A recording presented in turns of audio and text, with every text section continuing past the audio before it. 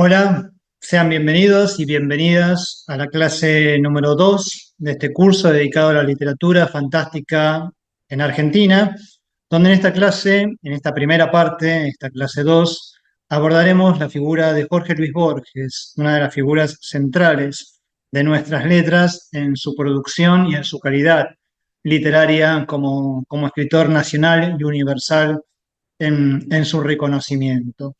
Pero antes de indagar y meternos en Borges, quería hacer como una especie de recopilación de la clase anterior, donde estuvimos viendo los orígenes del género fantástico, ¿m? Con esta imagen de Piglia, que de alguna manera sintetizaba en la ficción de Art esta posibilidad de hacer creer en otros mundos, ¿no? En otras realidades, como bien muestra la imagen. El marco teórico, ¿no? De la primera mitad del siglo XIX y del recorrido del siglo XIX con la antología de la literatura fantástica argentina, con algunos nombres y obras que marcaron sobre todo los orígenes, con este libro de Capeluz, y luego estuvimos indagando con este libro de MC también algunas citas de ese estudio, de los estudios preliminares de esas obras, la figura de Leopoldo Lugones, ¿no? La centralidad del fantástico inicial argentino moderno de principios del siglo XX con las fuerzas extrañas, el libro Las fuerzas extrañas, a una de sus ediciones, junto con la mención del prólogo o del estudio preliminar de Noé Trick, que ustedes tendrán en el foro, tienen en el foro para leer y profundizar también. ¿Mm? El cuento Isur que analizamos, ¿Mm? La transición entre Leopoldo Lugones y Horacio Quiroga, las influencias que Leopoldo Lugones tuvo sobre Horacio Quiroga en su vida y también en su obra, como parte del recorrido, la vida de Horacio Quiroga, esta imagen que sintetiza de algún modo eh, su trayectoria y su narración en su vida, sobre todo en la selva misionera, el libro de cuentos de amor, de locura y de muerte, donde vimos el relato de la insolación, que trabaja en línea con Isur, en el sentido de personificar, ¿no? Cualidades del orden de lo que no es humano en lo humano, ¿no? Como hacer hablar a los animales. En este caso, la idea es detenernos en Borges, ¿m? Y empezar a compartirles de la biografía algunas cuestiones que tienen que ver con la vida de Jorge Luis Borges. Jorge Luis Borges nace en 1899 y muere en 1986. En 1914 viajó a Europa con su familia y se instala en Ginebra. En 1919 recorre España, nutriéndose de las vanguardias principales del momento, y después regresa al país, donde colabora en publicaciones como Prisma, Proa, Martín Fierro. Es autor de un índice de la poesía americana con el chileno Vicente Huidobro y Alberto Hidalgo, el peruano, el escritor peruano, y empieza a publicar en la década del 20 sus libros de poesía Fervor de Buenos Aires, Luna de Enfrente, Cuadernos del San Martín. Luego vendrán los ensayos Inquisiciones, El tamaño de mi esperanza, El idioma de los argentinos. En 1930 conoce a Bioy Casares, que luego veremos la estrecha relación que unía a ambos en la vida personal y en la literatura, ¿no? Colaboran en las revistas Sur, El Hogar, el diario Crítica, que son los artículos que reúnen en sus libros Discusión, Historia Universal de la Infamia, Historia de la Eternidad, la antología de la literatura fantástica, recopilado con Silvino Ocampo y recopilación que está realizada con Silvino Ocampo y Adolfo Bioy Casares.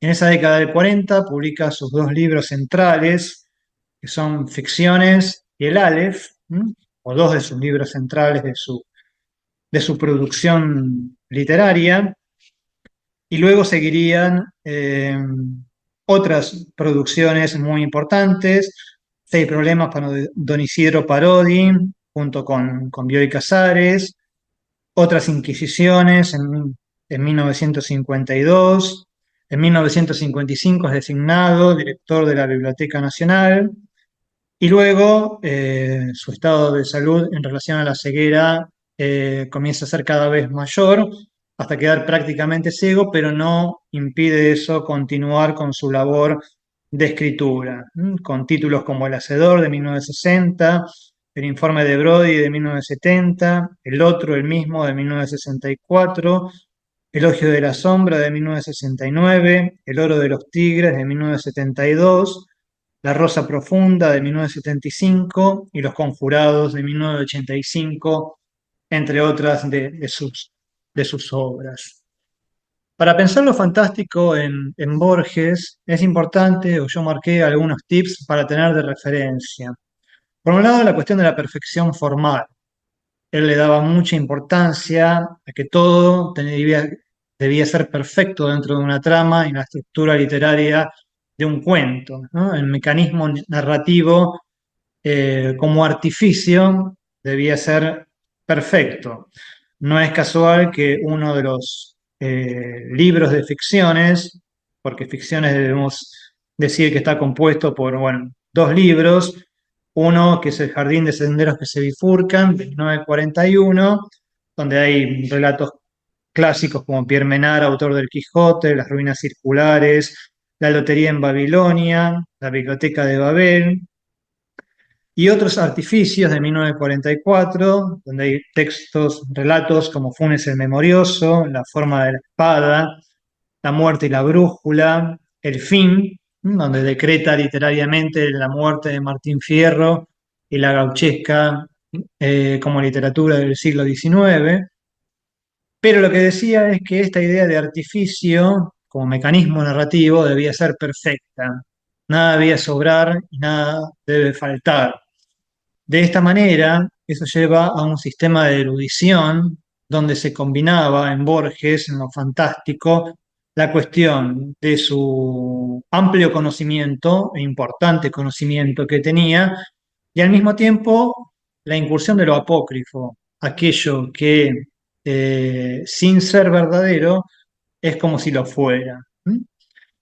De esta manera, en esta conjunción entre su sistema de erudición y lo apócrifo, es donde se da este juego narrativo, donde muchos de los cuentos de Borges parecen que nos abrumara con muchos conocimientos, y algunas cosas son ciertas y otras cosas son inventadas. Esta mezcla, esta interposición que hacía de ambos registros es importante de señalar. La otra tiene que ver con la ficción como operación simbólica. Es el símbolo, la ficción es el símbolo de otro símbolo, de otro símbolo, como una cadena de sentidos donde se establecen las marcas de lo borgiano que podemos identificar, ¿no? Los espejos, las cúpulas, los laberintos, la idea del doble, la idea del tiempo, la idea del espacio. Todo eso marca lo simbólico, la ficción de lo simbólico en Borges, y al mismo tiempo construye realidades paralelas. Eso es otro de los aspectos importantes en la obra de Borges. O sea que un espacio y tiempo no anula otro espacio y tiempo que puede suceder al mismo tiempo, valga la redundancia. O sea, yo estoy dando el curso en este momento, pero al mismo tiempo puedo estar en una plaza, puedo estar viajando o puedo estar comiendo en un restaurante, y todas esas realidades no anulan la realidad principal, que es la de estar dando esta clase para este curso en la AMIA. Entonces, esa idea que es fantástica de por sí, ¿no? Que uno pueda vivir muchas vidas al mismo tiempo y que en la realidad no se puede producir, en el concepto de lo fantástico de Borges está muy, muy presente. De ahí la idea de representaciones múltiples que coexisten entre sí más que anularse. De esta manera, lo simbólico comporta la idea de lo infinito, otra de las palabras importantes en la literatura de Borges, y lo circular, ¿no? Pone en circulación, pone en funcionamiento su sistema de conocimiento, su sistema intelectual, al servicio de la imaginación, de la creación literaria, que debe ser un artificio perfecto, ¿no? En ese sentido. De este modo, arribamos al cuento que elegí, que quizás no es un cuento muy amigable para presentar lo fantástico, sobre todo para aquellos que no lo hayan leído, pero que es muy interesante de ver porque contiene un montón de marcas de borgianas en la trama, ¿no? En el cuento, que es este que cito acá, ¿m? Clon Uqbar Orbis Tertius. ¿M? Y dejo Clon Uqbar Orbis Tertius es el primer relato del libro Ficciones. Es el relato que abre el libro Ficciones y es el relato además que se publicó en muchas antologías. Es uno de los relatos donde más incursionó en antologías de diversos tipos. Y Borges lo publica originalmente en el suplemento literario de La Nación, en la década del 40, que dirigía por entonces Eduardo Mallea. Para pensar en Orbis Tertius y en este cuento, hay algunas cuestiones que me parecen principales como para adentrarnos en el cuento y en el fantástico borgiano. Orbis Tertius es un juego espejado de mundos imaginarios que se mezclan con el mundo de lo real. Está la cuestión de justamente lo que marcaba recién, de, de cómo la ficción entra a jugar dentro de un sistema de erudición que al mismo tiempo tiene componentes de lo real y tiene componentes de lo real en el sentido de nombres y de autores reales y de cuestiones inventadas. Bioy Casares entra como personaje en este relato y Bioy Casares como personaje dice en un momento los espejos y la cópula son abominables, pero multiplican el número de los hombres, ¿no? Está contenida acá una idea también platónica que transporta o trasvasa o cruza la trayectoria de la literatura de Borges, que es todos los hombres contenidos en un hombre, ¿m? Que es un poco la idea o una de las ideas de la filosofía en Platón, que muchos hombres son al mismo tiempo un solo hombre. Desde esta cuestión se puede definir este relato de Clon Orbis Tertius como las palabras que usa el propio Bioy Casares cuando se refiere en la antología de la literatura fantástica, que luego veremos, como fantasías metafísicas. Él señala a la literatura fantástica de Borges como fantasías metafísicas, donde principalmente la función metafísica de lo fantástico es conjugar el ensayo y la ficción.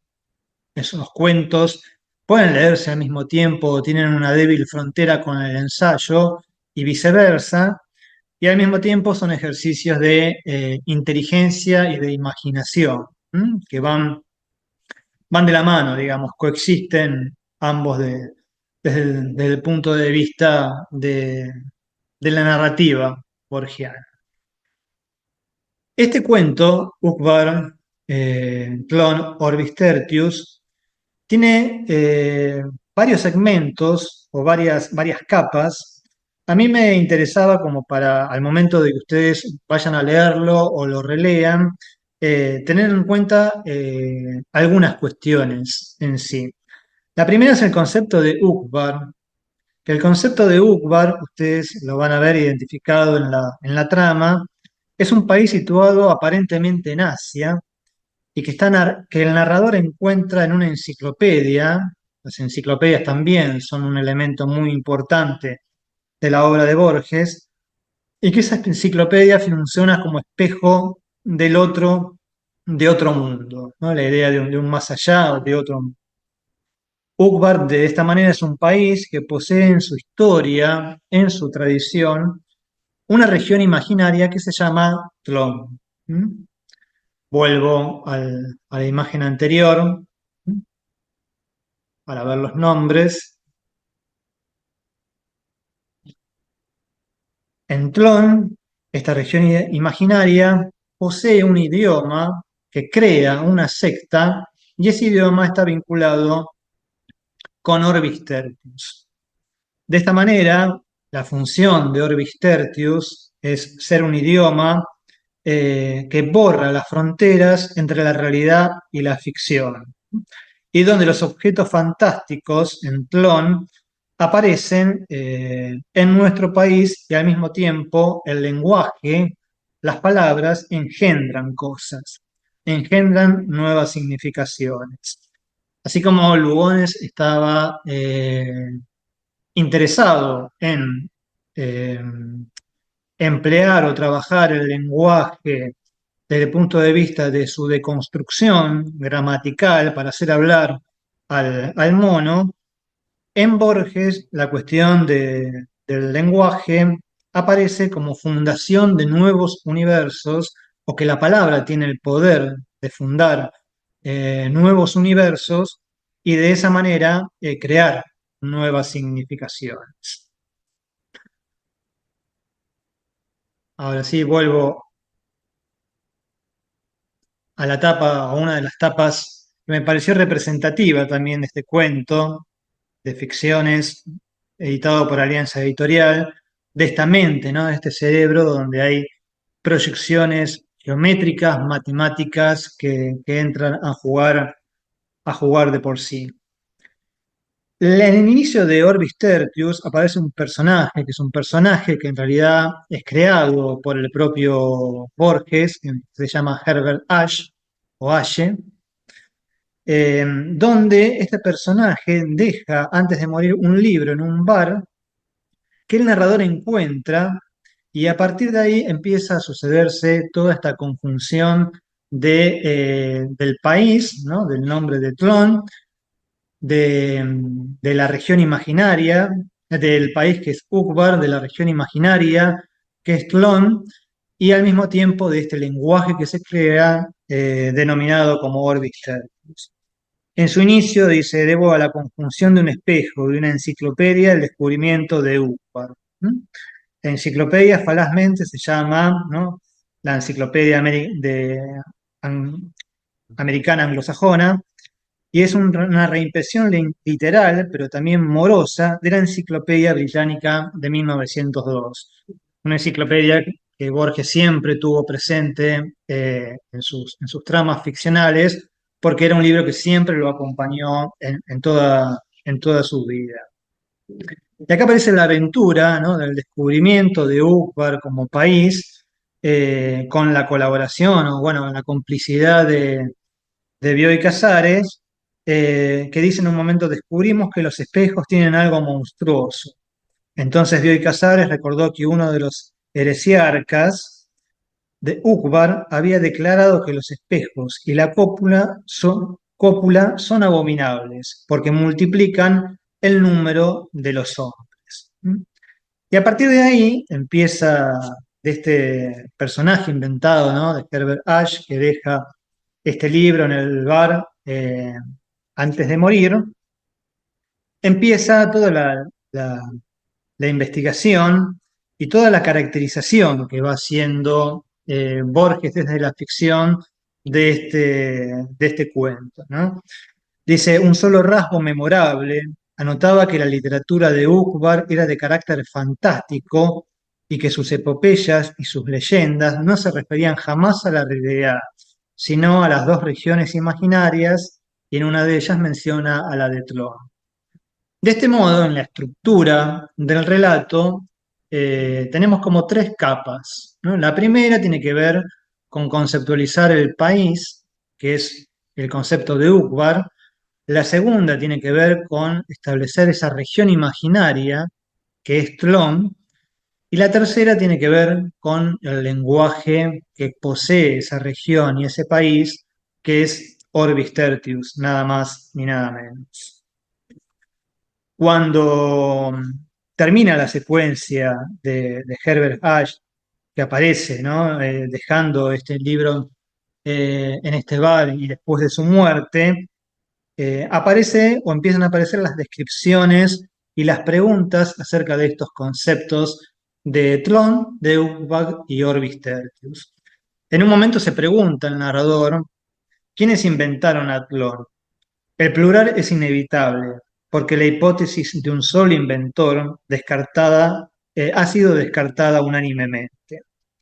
Su conjetura, que este rostro de nuevo mundo vendría a ser la traducción que está en inglés, es obra de una sociedad secreta de astrónomos, de biólogos, de ingenieros, de metafísicos, de poetas, de químicos, de algebristas, de moralistas, de pintores, de geómetras, dirigidos por un oscuro hombre de genio. Ese plan es tan vasto que la contribución de cada escritor es infinitesimal. Acá de vuelta los tips que marcaba hace un rato de cómo caracterizar el fantástico de Borges y esta idea de lo infinito, ¿no? Yo me atrevo a pedir unos minutos para su concepto del universo. Las naciones de este planeta son idealistas. Y este es un concepto que ahora vamos a ver un poco más en detalle, la idea del idealismo, de cómo circunda en la trama de Orbis Tertius. Su lenguaje y las derivaciones de su lenguaje presuponen el idealismo. Y acá comienza bueno, hace como toda una serie de enumeraciones muy interesantes de la reflexión acerca de cómo opera esta como nueva gramática dentro de esta región imaginaria de Tlön y de este idioma que es el de Orbis Tertius, circunscripto al país de Úparo, ¿no? Dice en un momento, el sustantivo se forma por acumulación de adjetivos, ¿no? En el caso elegido, la masa de adjetivos corresponde a un objeto real. El hecho es puramente fortuito. Hay objetos compuestos de dos términos, uno de carácter visual y otro auditivo. El color del naciente y el remoto grito de un pájaro. Esta unión que va siendo también de los sentidos en el sistema de la percepción. Hay poemas famosos compuestos de una sola enorme palabra. Esta palabra integra un objeto poético creado por el autor. No es exagerado afirmar que la cultura clásica de Tlön comprende una sola disciplina, la psicología. También, si bien Borges no era un adepto a la psicología como corriente, ¿no? Que se establece sobre todo a fines del siglo XIX, sus preocupaciones o su indagación en la psicología está presente, aunque matizado por este halo de perfección y de aura matemática que posee su prosa. Explicar o juzgar un hecho es unirlo a otro. Esa vinculación en Tlön es un estado posterior del sujeto que no puede afectar o iluminar el estado anterior. De ello cabría deducir que no hay ciencias en Tlön, ni siquiera razonamientos. La paradójica verdad es que existen en casi innumerable número. Los metafísicos de Tlön no buscan la verdad, ni siquiera la verosimilitud, buscan el asombro. Juzgan que la metafísica es una rama de la literatura fantástica. Acá también, ¿no? Como entra en juego la cuestión del carácter metafísico, ¿no? De la esencia del ser, que Bioy Casares define muy bien en la ficción de Borges o en el fantástico de Borges como ser un fantástico metafísico, en esta esencia del ser, la literatura fantástica no es un camino de ida o un camino de evasión, sino que es parte constitutiva del ser. Una de las escuelas de Tlön llega a negar el tiempo, razona que el presente es indefinido, que el futuro no tiene realidad, sino como esperanza presente, que el pasado no tiene una realidad, sino como recuerdo presente. ¿Mm? Entre las doctrinas de Tlön, ninguna ha merecido tanto escándalo como el materialismo. ¿Mm? Ahora aquí vamos a retomar al final de este recorrido y fragmentos o lecturas de fragmentos de algunas partes, la idea de idealismo y de materialismo. El lenguaje de Tlön, ¿no? Recuerden el lenguaje de esta región imaginaria, ¿m? Se resistía a formular esa paradoja. Los más no la entendieron. Recordaron que todo sustantivo solo tiene valor o solo tiene un valor metafórico. ¿No sería ridículo, interrogan, pretender que ese dolor es el mismo? Esta cuestión también de cómo si la literatura fantástica o la metafísica es una rama de la literatura fantástica, preguntarse eh, por los dolores o por la pregunta de aquello de cuánto interviene nuestro lenguaje en nuestro propio ser, ¿m? En el sentido de las emociones, de los sentimientos y de cómo vamos regulando, cómo vamos representando o cómo vamos expresando o no expresando aquello que vamos nombrando a través de la palabra. La geometría de Tlön comprende dos disciplinas algo distintas, la visual y la táctil. La base de su aritmética es la noción de números indefinidos. Nuevamente, todo comportamiento, toda dimensión matemática remite siempre a un indefinido en el cual no hay una determinación o un punto de acotación, ¿no? Todo número es el número de otro número, que forman la cadena infinitesimal, ¿no? La cuestión de la existencia del ser humano. Afirman que la operación de contar modifica las cantidades y las convierte de indefinidas en definidas. En los hábitos literarios también es todopoderosa la idea de un sujeto único. Y acá ingresa en esta conjunción, ¿no? Del Ukbar como país, Tlön como región imaginaria y Orbis Tertius como idioma creado por esta secta de este universo imaginario, la idea de los libros. Siempre, en todo cuento de Borges, la intertextualidad de los libros, hablando de los libros, es muy importante, ¿no?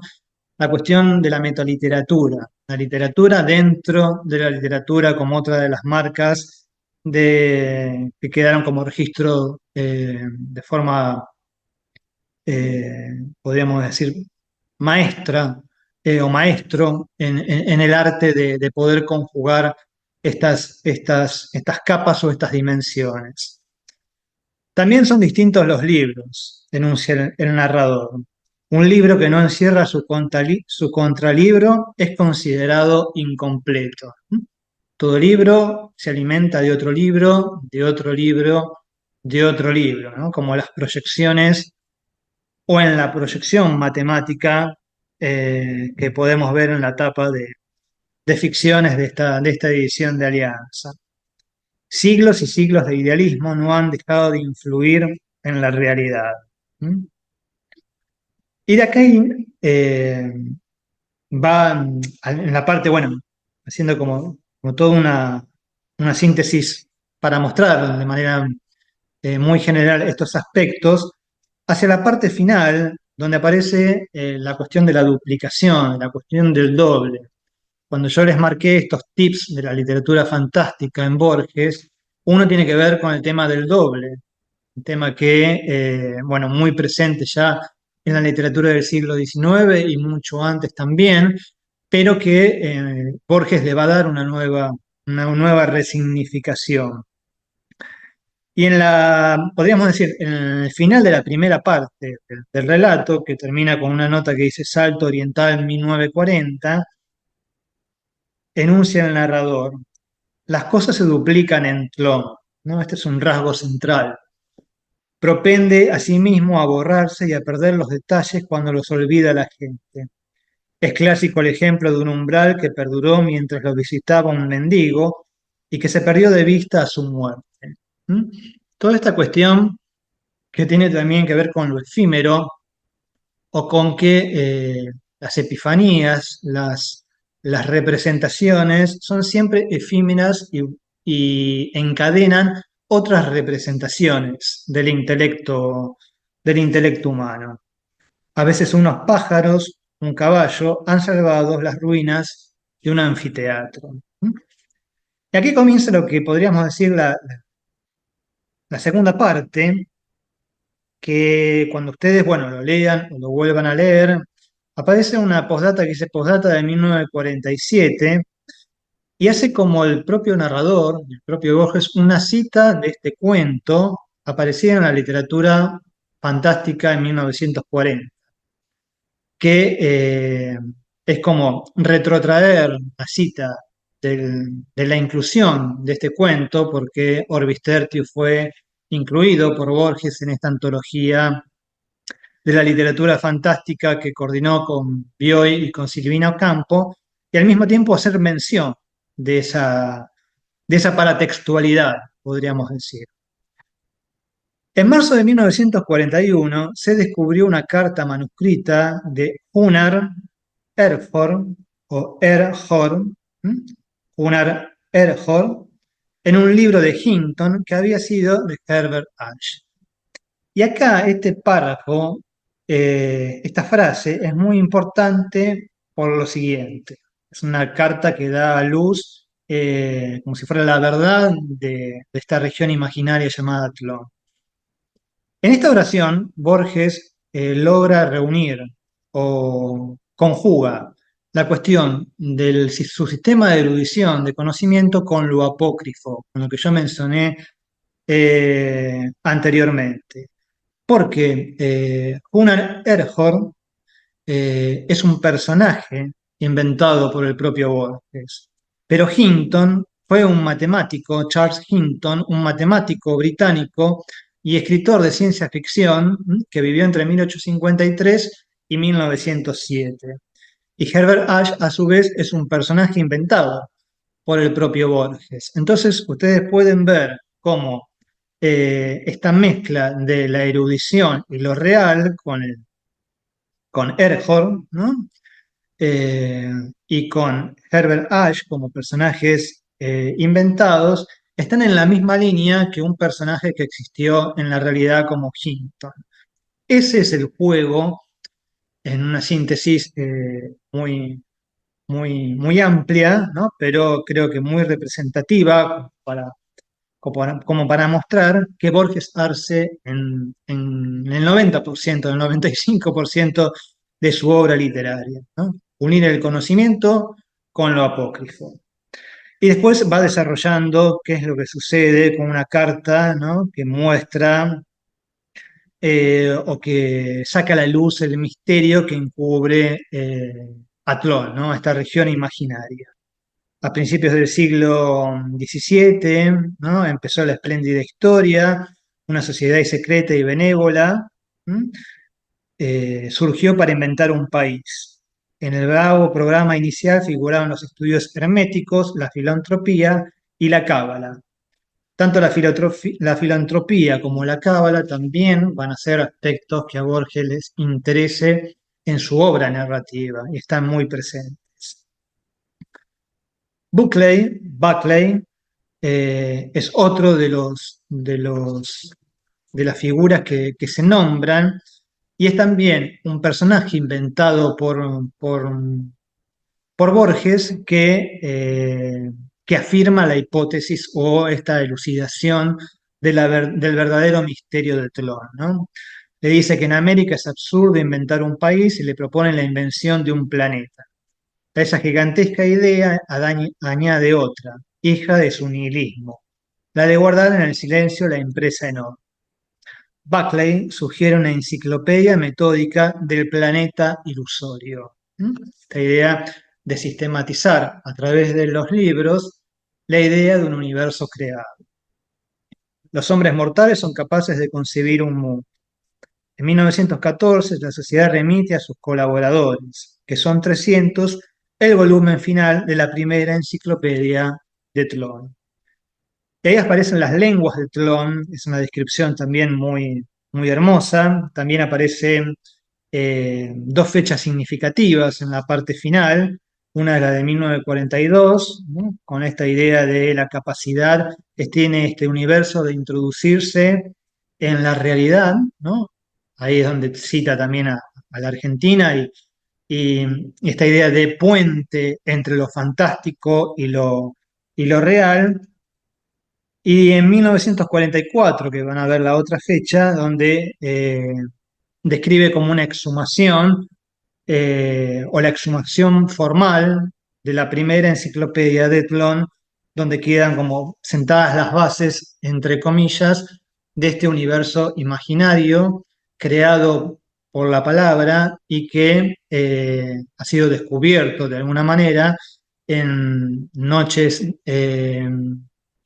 agitadas desde el punto de vista literarias por Borges y Bioy, en este país o por un país situado aparentemente en Asia que se llama Útbar. En la parte última del cuento es muy significativo también porque aparece la cuestión del laberinto, otro de los elementos, otra de las marcas mencionadas de Borges, y al mismo tiempo pone en duda, siempre queda como en un plano todo ese mundo, toda esa arquitectura formada por nombres inventados, nombres reales, corrientes filosóficas, corrientes del pensamiento universal, la idea de la duda, la idea de la pregunta y la idea de que si todo eso no es un mero espejismo una mera excusa para crear otros universos imaginarios. Dice el narrador, hace 10 años bastaba cualquier simetría con apariencia de orden. El materialismo dialéctico, el antisemitismo, el nazismo. Esta es una marca también muy de época porque el cuento es escrito durante la Segunda Guerra Mundial, en plena Segunda Guerra Mundial. Inclusive se publica, bueno, en 1944, cuando la Segunda Guerra Mundial todavía no había concluido, para embelezar a los hombres. ¿Cómo no someterse a Tlön, a la minuciosa y vasta evidencia de un planeta ordenado? Se pregunta el narrador. Inútil responder que la realidad también está ordenada. Quizá lo esté, pero de acuerdo a leyes divinas, que no acabamos nunca de percibir. Tlön será un laberinto, pero es un laberinto urdido por hombres, un laberinto destinado a que lo descifren los hombres. Y aquí hago un punto dentro de todo este contenido donde, bueno, claro, la idea es que lo lean, lo vuelvan a leer, porque este es un panorama muy general y en el foro se puede ir como desmenuzando cosas que por ahí son importantes y que no incluí en este recorrido. Mencioné recién la cuestión del idealismo. El idealismo fue muy importante para Borges, ¿no? El idealismo es la condición de los sistemas filosóficos que principalmente consideran la idea, ¿no? Como el principio rector del ser y el conocer. La cuestión de la idea, la cuestión de la imaginación, la cuestión de la creación. De este modo, el mundo externo, lo que llamamos realidad, no existe independientemente de la mente humana.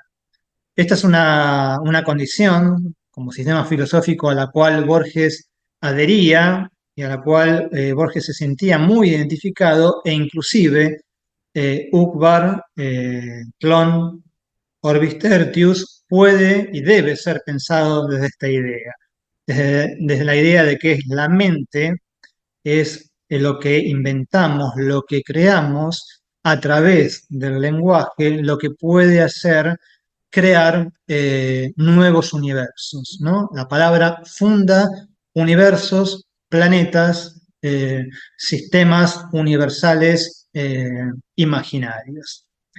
Esta, este sistema filosófico como condición fue creado por George Berkeley, que fue un filósofo irlandés y él fue el propulsor y el que desarrolló la corriente del idealismo y que vivió entre 1685 y 1753. Por eso, cuando lean el cuento o cuando relean el cuento, lo importante es tener en cuenta esta línea de pensamiento o a lo que se atribuía como del idealismo, ¿no? Esta condición de la mente, se puede ver en la etapa de ficciones, capaz de proyectar y capaz de crear mundos geométricamente y matemáticamente perfectos a través del lenguaje. El otro cuento que me interesaba de ficciones marcarles, que es un cuento más amable, desde el punto de vista eh, de contenido, desde el punto de vista intelectual, filosófico y que tiene como, es más llevadero desde el punto de vista de su trama y de la configuración de su prosa, es el Sur. ¿M? Es el cuento que cierra el libro de ficciones y es el cuento que Borges consideraba como uno de sus preferidos y al mismo tiempo es el cuento que lo catapulta a tomar la escritura del cuento con el rigor formal, firme y conciso que él después desarrollaría en el Aleph y en sus libros posteriores. Este cuento cuenta la historia, bueno, la anécdota surge a partir de un accidente que Borges tiene en su casa, un accidente doméstico y teniendo el presentimiento, bueno, el miedo de que quizás no podía volver a escribir, es donde toma como prueba la escritura de este cuento para ver si era capaz sus facultades mentales de escribir o seguir escribiendo, y bueno, vaya que sí lo logró. En el sur vamos a detenernos en uno de los aspectos que yo nombré al principio de las características del fantástico en Borges, que es el aspecto que tiene que ver con las realidades paralelas, ¿no? Las construcciones de realidades paralelas. Porque en Sur coexisten, sin anularse, dos espacios y tiempos divergentes, que están condensados en la figura de Juan Dalman, uno de los alter egos, podríamos decir, de Borges, porque bueno, es un personaje que trabaja como secretario en la biblioteca municipal. Al principio o al inicio del cuento hace todo un recorrido donde dice su abuelo materno había sido aquel Francisco Flores, del 2 de Infantería de Línea, que murió en la frontera de Buenos Aires, lanceado por indios de Catriel. En la discordia de sus dos linajes, acaba de aparecer con una fuerte impronta el tema del criollismo, y que es lo que prevalece inclusive al final del cuento. Juan Dalma eligió desde ese antepasado romántico o de muerte romántica. Un estuche con el agarrotipo de un hombre inexpresivo y barbado, una vieja espada, la dicha y el coraje de ciertas músicas, el hábito de estrofas del Martín Fierro, los años, el desgano y la soledad fomentaron ese criollismo, algo voluntario, pero nunca ostentoso. Dalman había logrado salvar el casco de una estancia en el sur. Y acá comienza eh, lo que podríamos mencionar, paso a la siguiente imagen, que es una de las imágenes más arquetípicas del cuento,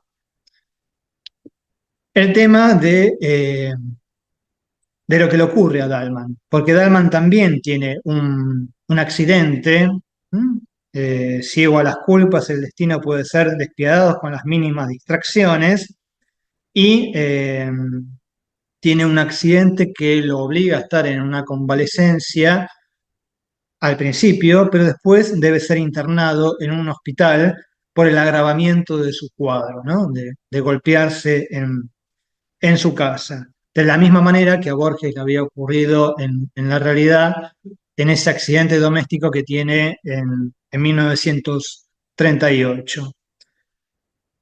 En toda la primera parte del sur aparece justamente el destino, ¿no? La tradición familiar de Dalman, la descripción de los antepasados, el accidente doméstico y la internación, como una primera secuencia de la trama, del argumento. Y en un momento hay una frase, esto es también la genialidad de la obra de Borges. Muchos de los cuentos pueden sintetizarse en una oración, como recién vimos en Orbis Tertius, esta cuestión de cómo se unía lo apócrifo y su sistema de conocimiento eh, literal, ¿no? Su sistema de conocimiento profundo a través de la figura de Erhard y de Charles Hinton. Aquí sucede lo mismo. Hay una oración que sintetiza todo el cuento y es la que dice: a la realidad le gustan las simetrías y los leves anacronismos. ¿Por qué? Porque a partir de esa oración es donde se despliegan en el cuento las dos realidades que vive Dalma. La de estar internado en un hospital, producto del accidente, y al mismo tiempo la de viajar, ¿no? Como recién vimos la imagen del tren, es el tren el vehículo que lo transporta de la estación de Constitución a esta región del sur, que no tenemos muchos datos. Hay un dato puntual que nombra el narrador cuando dice: nadie ignora que el sur empieza del otro lado de Rivadavia, ¿no? Después queda como un territorio abierto, pero que se lo puede vincular fundamentalmente con la región pampeana, con la llanura pampeana. Dalman solía repetir que ello no es una convención y que quien atraviesa esa calle entra en un mundo más antiguo y más firme. Desde el coche buscaba entre la nueva edificación la ventana de rejas, el llamador, el arco de la puerta, el zaguán, el íntimo patio. En el hall de la estación advirtió que faltaban 30 minutos, ¿no? Que es toda la secuencia en la cual Dalma está esperando el tren y donde lo transporta el tren. A los lados del tren, la ciudad se desgarraba en suburbios. Esta visión y luego la de jardines y quintas demoraron el principio de la lectura. Fue una secuencia muy hermosa del viaje que va haciendo Dalman en el tren. El tema es que ese viaje es un viaje imaginario, es un viaje proyectado, porque Dalman es al mismo tiempo un ser que está muriéndose en el hospital y al mismo tiempo es un ser que está viajando en otro espacio y tiempo al sur a través del tren. Las realidades son simétricas y al mismo tiempo anacrónicas, porque son espacios y tiempos divergentes, diferentes. La cama del hospital en un tiempo y espacio y el viaje en el tren a la región del sur en otro tiempo y espacio. Mañana me despertaré en la estancia, pensaba, y era como si a un tiempo fuera dos hombres. El que avanzaba por el día otoñal y por la geografía de la patria, y el otro, encarcelado en un sanatorio y sujeto a metódicas servidumbres. Alguna vez durmió y en sueños estaba el ímpetu del tren. También el coche era distinto. No era el que fue en Constitución al dejar el andén. La llanura y las horas lo habían atravesado y transfigurado. Todo va lentamente transformándose también en ese viaje, en ese tren y en la actitud que va teniendo Dalma. Hasta que el inspector le advierte que el tren no lo va a dejar en la estación en la cual originalmente había sacado pasaje Dalman para viajar, sino en otra. Y es en esa región del sur, ¿no? Es en esa región que empieza del otro lado de Rivadavia y al mismo tiempo marca la apertura, ¿no? La visión de nuestra Pampa, donde se desarrollará la última parte del relato. Cuando lo deja el tren a Dalma en esa estación que no era la que originalmente él iba a bajar, Dalman acepta su destino y viaja, y viaja y baja igual en esa estación. Y va hacia una pulpería, ¿no? Uno de los elementos también presentes en la obra de Borges, sobre todo más allá del cuento El fin que pone, que cierra la tradición gauchesca con la muerte de Martín Fierro.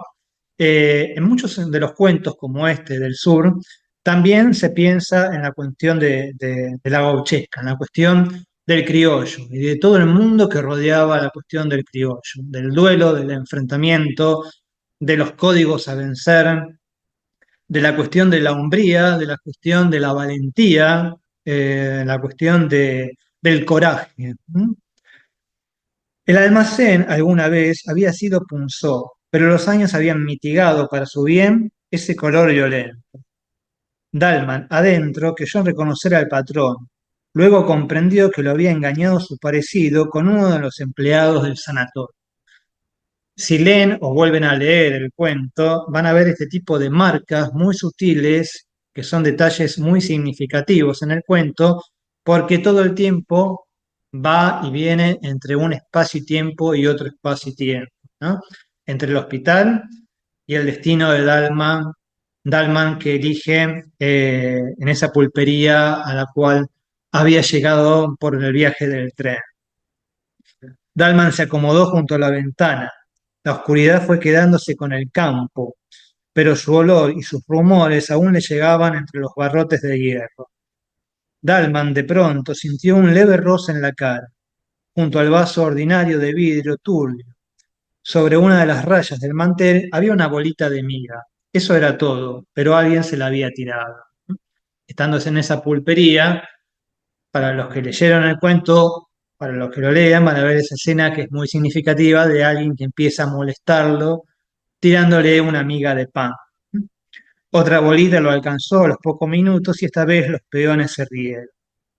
Dalman se dijo que no estaba asustado, pero que sería un disparate que él, un convaleciente, nueva marca que opera en esta simetría de realidades, se dejara arrastrar por desconocidos a una pelea confusa. Finalmente, Dalman acepta el destino de la pelea, ¿no? Dalman hizo a un lado al patrón, que lo persuadía para que no se enganchara en la pelea, para que no saliera a pelear, sobre todo a ese compadrito. El compadrito de la cara achinada se paró, tambaleándose. A un paso Dalman lo injurió a gritos como si estuviera muy lejos. También es esa injuria de la distancia del lugar del hospital, ¿no? Siempre hay que leerlo en esa clave. Entre malas palabras y obscenidades, tiró al aire un largo cuchillo. Lo siguió con los ojos, lo barajó e invitó a Dalman a pelear. El patrón objetó con trémula voz que Dalman estaba desarmado. En ese punto, algo imprevisible ocurrió.